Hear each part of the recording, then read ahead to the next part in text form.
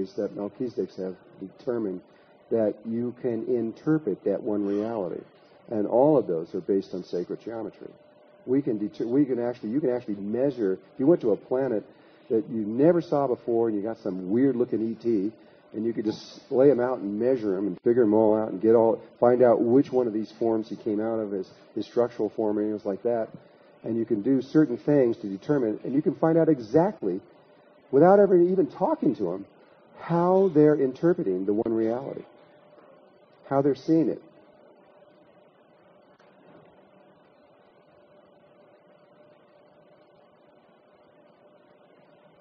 The ancients gave names to these five things, these five different forms.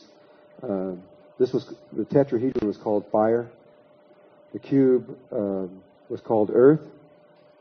The octahedron was called air. The icosahedron was water. And the pentagonal dodecahedron was ether or prana, life force energy or chi. And these five, the combination of these five forms created a discipline called alchemy, where the understanding of the blending of fire, earth, air, water, and ether were what created everything and were the basis of creation itself. Another basis of creation itself is the DNA molecule. The DNA molecule is what contains the knowledge of, say, how your body is created. However, I believe that it's a little bit further along than that it actually contains the knowledge of how to create the entire universe. But it has at least that much of how to create your body. But all the physical forms, biological forms on the earth are all based on DNA. And that, the DNA molecule, is based only on these two forms. Now, there is a way. The original way was that they saw it as a cube that was rotating at 72-degree angles. That was one of the first ways. And then later, other scientists discovered that, okay, you could see it that way, but a better way is seeing it with these two forms here. These two forms in sacred geometry are what are called duals of each other. They're duals because if you take the centers of the pentagonal dodecahedron and drew lines between them, you get this form. And the other way around, if you take the centers of this one, you get this form. They're duals of each other. In the same way that these two are duals of each other. If you connect the centers of a cube, you get an octahedron. And this one defines the parameters of this one. So these two are duals of each other, and these are duals of each other. This one here is found also in the cube, and in a way that I'll explain in just a moment. So this is your DNA, and what it is the DNA is just the icosahedron creates the dodeca, and then the dodeca creates the icosa again, which creates the dodeca again, which creates the opposite again. And as it does, it begins to turn, and it makes the two strands of the DNA. And a little detail that's interesting that they've discovered just recently in the last couple of years. You know, in all your biological books, you usually see a DNA molecule sort of coming from nowhere and going nowhere. They just sort of start and twist and stops and like it goes on forever. That's not true.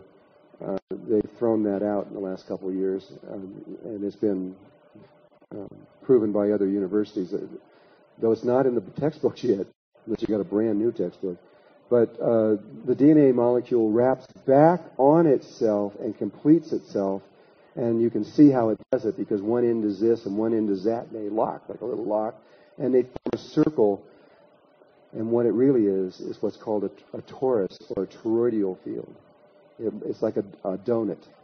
It wraps back around. And the torus or the donut shape is the most unique shape in existence. It can do things that no other shape in existence can do. And it's the first shape that comes out of the flower of life. I didn't talk about all of that, but it is the most primal shape in existence. And so that's what these two things do, is create that. This is very interesting because this is water, and that's prana. Water and life force energy is the pattern that creates the DNA. You could think about that for a few weeks. Just alone, at least I did. Okay. Now, with that basic understanding, we're going to come back here again to Metatron's cube, where we started, where all those different shapes were. And there's one particular shape in here, which is the tetrahedron. But interesting is that when you get the tetrahedron, you don't get the tetrahedron by itself. You get two of them, and they're interlocked in this way. It's called a star tetrahedron. So if you were to take this line and keep that one, and keep this one, keep the ones that go into the middle,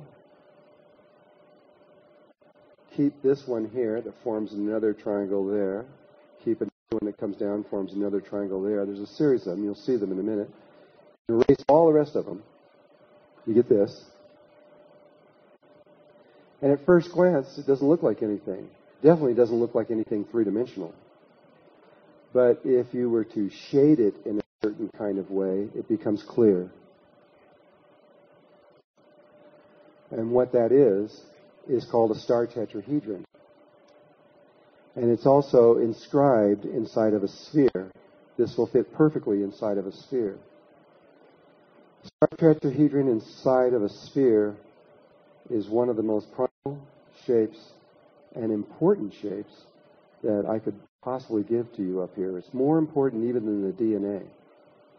And I'm just going to follow down that one road. I mean, and every one of these shapes relative to sacred geometry, you could spend at least a week just going on and on and on about all the different ways that it goes into the reality on every single one of them. And I don't have that kind of time, so I'm only going to go just a little bit here. But now this blue one goes back out the other way, forming a three-dimensional pyramid going out the other way, out the back end. Okay, what is this? What does it mean? Well, one of the ways that the star tetrahedron inscribed in the sphere is important to life, one of them that we're going to talk about right now, is that it is the basis of all biological life forms.